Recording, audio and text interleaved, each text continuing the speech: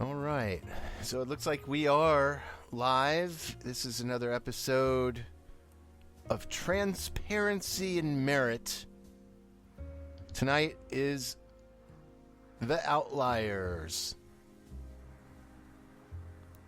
Yes, The Outliers. I'm Joe, and that's Brian. Brian, why did you want to talk about The Outliers tonight?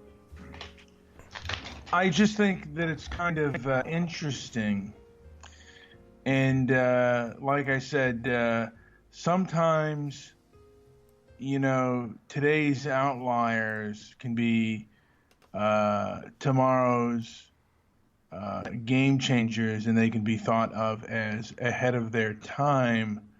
There once, like a lot of the people who thought the Earth, well, I mean, some of us are flat earthers, but those who at one time thought the Earth was, the first believers in the Earth being round, they were outliers. Well, those people were simply silenced by the church. They certainly were. And now we're seeing people being, on social media, people are being silenced quite often. Well, before you even get that far, if you look back at that example, it just goes to show you, after hundreds of years of being outliers, an outlying theme that's outlined not beyond, but maybe sidestepping mainstream science, forsaken mainstream science, held in there until modern day, where a subject is controversial. And I'm going to dare say it. I think it's controversial, but flat earthers now have made such a roaring comeback and it's not something going away, but it's. Outliers, are they still? They're definitely still outliers. It's not even close. But no, it's come back strong, and I think at some point, more and more people are going to start. It's something worth taking notice of, and I think you did actually. But go on. Well, that's my point. Are today's outliers of opinion, and regardless of if you're part of a certain ethnic or religious group that kind of thinks outside of the box today, and is and then a couple years, 20 years, 30 years, maybe even 100 years down the line, your thought you are like just considered ahead of your time, and most people think this way now.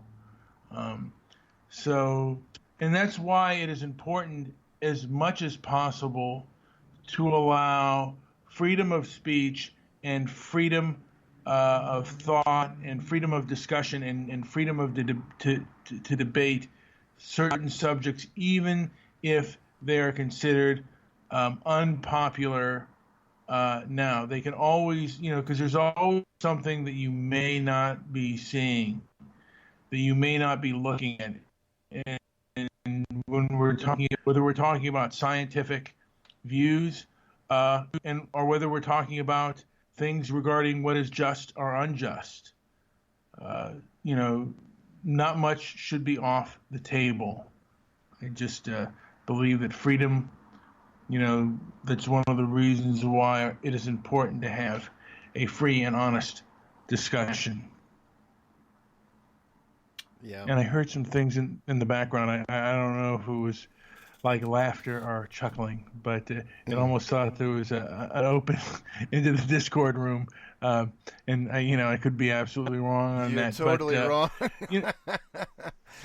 You're hearing things. Yeah, but I'm here. You're hearing things. But the thing of it is, it's just today we seem to think, people seem to think that speech or debating certain topics is dangerous. And to me, censorship seems to be far more dangerous than any topic. And I think, did you just, I just heard some more noise here. I don't know what it was. but What's I wrong thought I with heard you hang you? up. Keep going forward. I'll figure it out.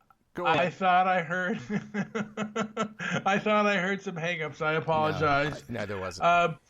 But yeah, and like I said, sometimes certain groups think away, and then they turn away from that thought process, and they begin to I mean, and then what was once a minority opinion becomes a majority opinion.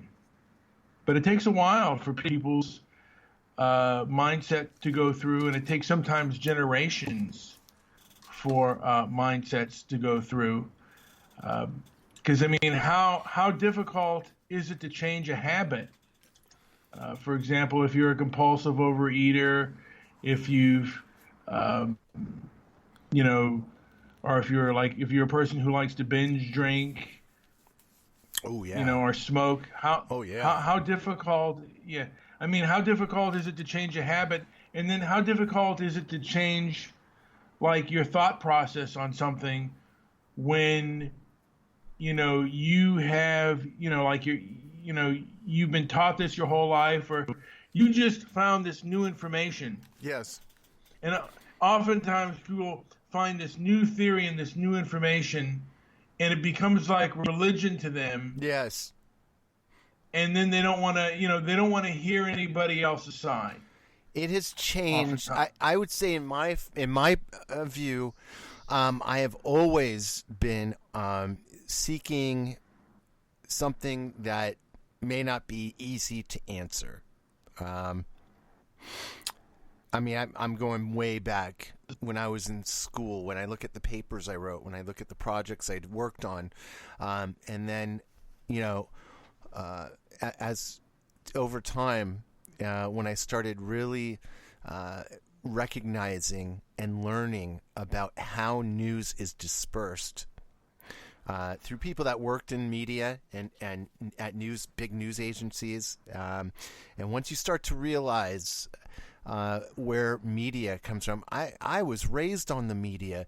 I loved sitting around watching television. I wanted to be like, I emulated people I liked on TV and television and in movies and in radio and you know what I mean, like DJs and stuff. And those were interesting to me. Those drove me. Those gave me like some kind of drive. But later, I when I came to understand, and I think more and more information nowadays is available to anybody, anywhere. It's just you have to be very careful about the information you accept. And once you find something that really makes sense, yeah, I think you're right.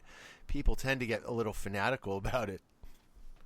Well, because we are living in an information age, but it seems like all of a sudden when we were getting information and we were talking about subjects that maybe we didn't talk about in open dialogue that much, we started to examine things and examine facts on all different levels.